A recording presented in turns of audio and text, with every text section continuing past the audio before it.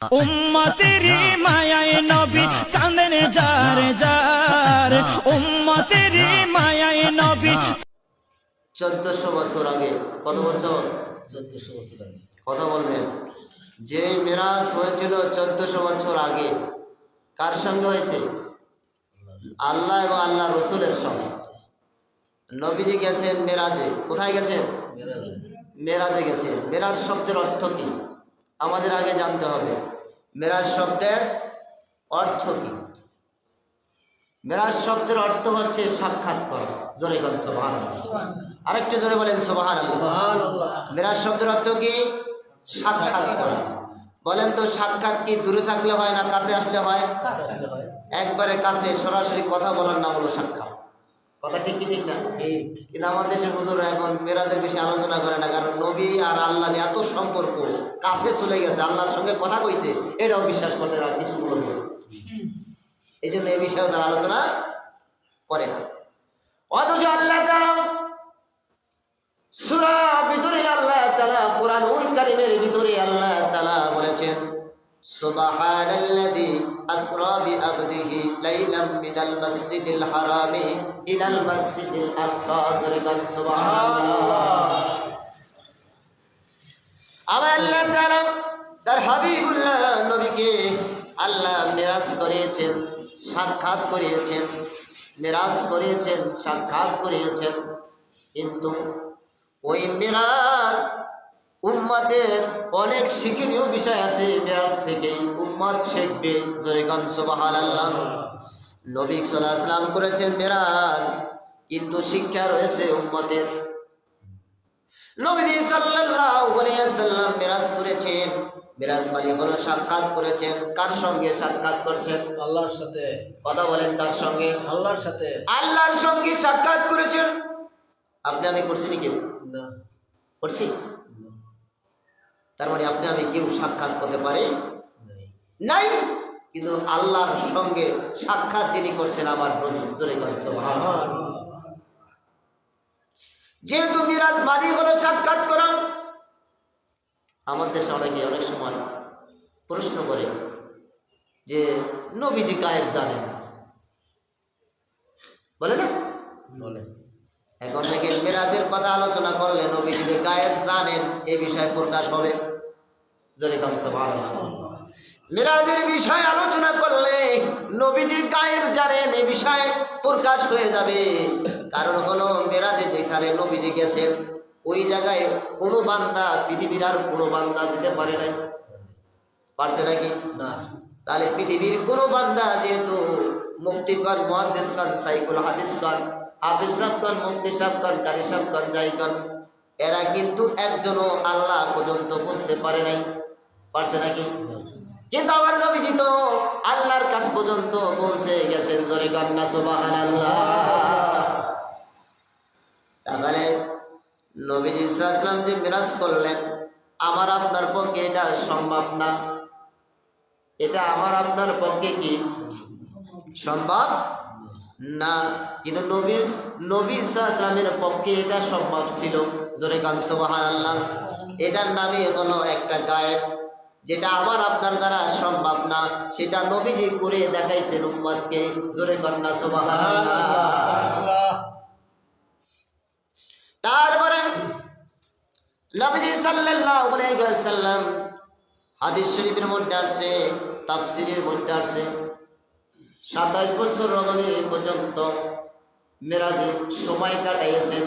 জোরে গান সুবহানাল্লাহ।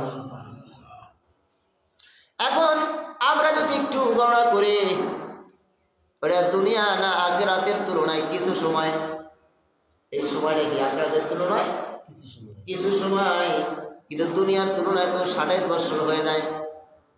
জোরে গান সুবহানাল্লাহ। কিন্তু আমি আপনি তো 1 মিনিট সময় আল্লাহর সঙ্গে দেখা করার, কথা বলার শক্তি রাখি না, রাখি নাকি? জিবরাইল আমিন নবীজি সাল্লাল্লাহু আলাইহি ওয়াসাল্লামকে বললেন,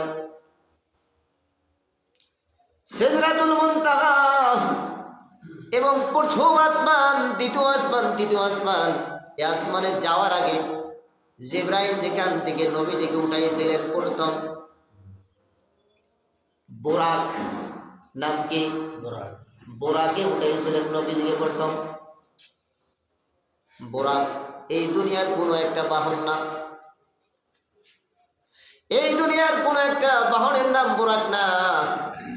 কিন্তু আমার দেশের দুনিয়াতে যদি বেশি একটা বাহনের নাম রাখে, তাই বিমান, হেলিকপ্টার উড়ে যায় যেগুলো, কিন্তু ওগুলো কিন্তু গন্তব্য প্রথম আসমানও যেতে পারে না। ওদের গন্তব্য কিন্তু প্রথম আসমানও যাইতে পারে না।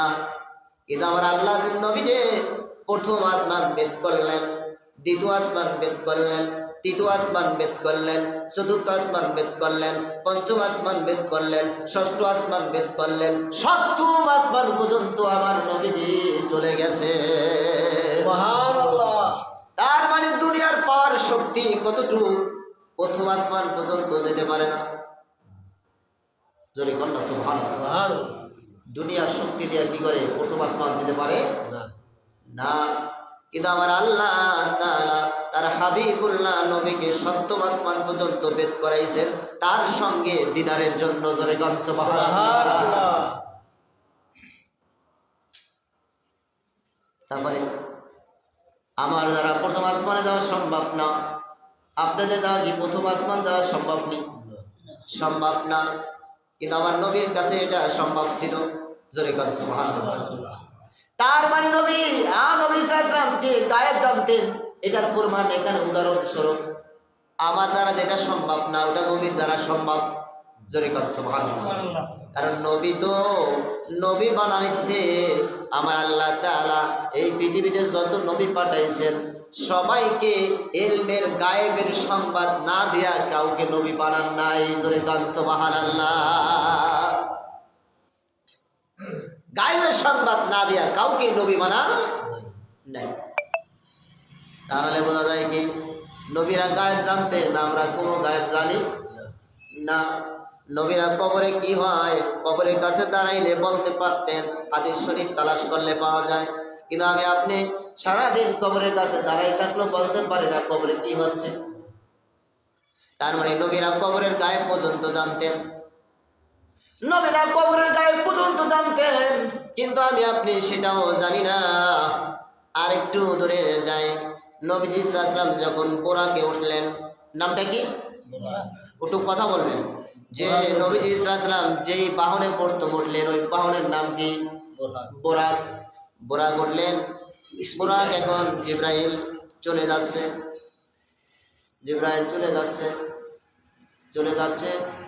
যেতে যেতে জিবরাইল বোরাক নিয়ে, ওই জিবরাইল বোরাক নিয়ে যখন গেলেন গন্তব্যস্থান আল্লাহর সঙ্গে দেখা করবে, বোরাক কিছুক্ষণ যাওয়ার পরে বলতেছে, ইয়া রাসূলুল্লাহ, ইয়া হাবিবাল্লাহ, নবী গো আমি আর যেতে পারবো না।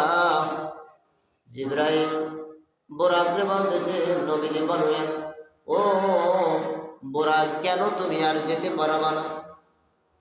তুমি আমাকে নিয়ে আসলা, আবার এখন বলতেছো আমি আর যেতে পারবো না। ইয়া রাসূলুল্লাহ, ইয়া হাবিবাল্লাহ, নবী গো প্রথম আসমানে যখন নবীজি গেলেন, প্রথম আসমানে বোরাকটিকে উত্তাপিত স্থান পর্যন্ত গিয়েছিল। দেখা যায় দ্বিতীয় আসমান, তৃতীয় আসমান, চতুর্থ আসমানে যখন গেলেন সেখানেও মোটামুটি কায়দা যেতে পারছিল, কিন্তু সরাসরি বোরাক একা আর যেতে পারে নাই। এখন ওই বোরাক বলতেছে, ইয়া রাসূলুল্লাহ, ইয়া হাবিবাল্লাহ, নবী গো আপনার জন্য আরেকটি বাহন আমার আল্লাহ নির্ধারণ করছে। সুবহানাল্লাহ। কেন তুমি যাইতে পারবে না? কারণটা কি? এই বোরাক তুমি যাইতে পারবে না কারণ? বোরাক জবাব দেয়, ইয়া রাসূলুল্লাহ, ইয়া হাবিবাল্লাহ, নবী গো আপনার ভিতরে যে নূরের পাওয়ার আছে, যে নূরের তাজাল্লি আছে, আমি বোরাকের ভিতরে ওই নূরের তাজাল্লি নাই। জোরে গান সুবহানাল্লাহ। বোরাক জবাব দেয়, ইয়া রাসূলুল্লাহ, ইয়া হাবিবাল্লাহ, নবী গো আপনার নূরের যে তাজাল্লি আছে আমার বোরাকেরও ওই তাজাল্লি নাই। সুবহানাল্লাহ। বোরাক আরো জবাব দেয়, বুরাক বলতেছে ইয়া রাসূলুল্লাহ ইয়া হাবিবাল্লাহ। এখন নবী বলতেছে ও বুরাক, তাহলে তুমি যেতে পারবা না, আমি যাব কিভাবে? বুরাক জবাব দেয় ইয়া রাসূলুল্লাহ ইয়া হাবিবাল্লাহ, নবী গো, আপনার ভিতরে যেই নূর মোবারক আমার আল্লাহ তাআলার পক্ষ থেকে দিয়েছে, ওই নূর মোবারকের দ্বারা আপনি আল্লাহর সঙ্গে দেখা করতে পারবেন, তাতে কোনো সমস্যা হবে না। জোরে বলেন সুবহানাল্লাহ। এখন বুরাক চলে গেল আর একটা স্টেশন। যেমন আমার দেশে ঢাকা যেতে হলে কয়েকটা স্টেশনে যেতে হয় কি হয় না? সাতবাগিয়া থেকে যেতে হয় শিবচর, শিবচর থেকে হয়তো পাঁচচর, না হয় শিবচর থেকেই ঢাকা যেতে হয় কি হয় না? ও বন্ধুগণ, আমার আল্লাহ তাআলা তার হাবিবুল্লাহ নবীজিকে নেবেন। এখন বোরাকবাদ হয়ে গেল, আর একটা বাহন চলে আসছে, তার নাম হলো রবরব। জোরে কোন সুবহানাল্লাহ। আর একটা বাহনের নাম কি? রবরব। রবরব। তাহলে বোঝা যায় রবরবের শক্তি একটু বেশি। রবরবের একটু শক্তি বেশি, আর একটু বেশি, কারণ বুরাকের চাইতে রবরবের একটু শক্তি বেশি বিধায় তো আবার বুরাক এখন বাদ হয়ে গেছে, রবরব আসছে। সুবহানাল্লাহ বলেন। সুবহানাল্লাহ। এখন বুরাকের শক্তির চাইতে আমার নবীর শক্তি বেশি না কম? বেশি। বুরাকের চাইতে বেশি হইল। এখন রবরবের সাথেও রবরব এখন বাদ হবে কিছুক্ষণের ভিতরে। জোরে কোন সুবহানাল্লাহ। সুবহানাল্লাহ। আল্লাহ তাআলা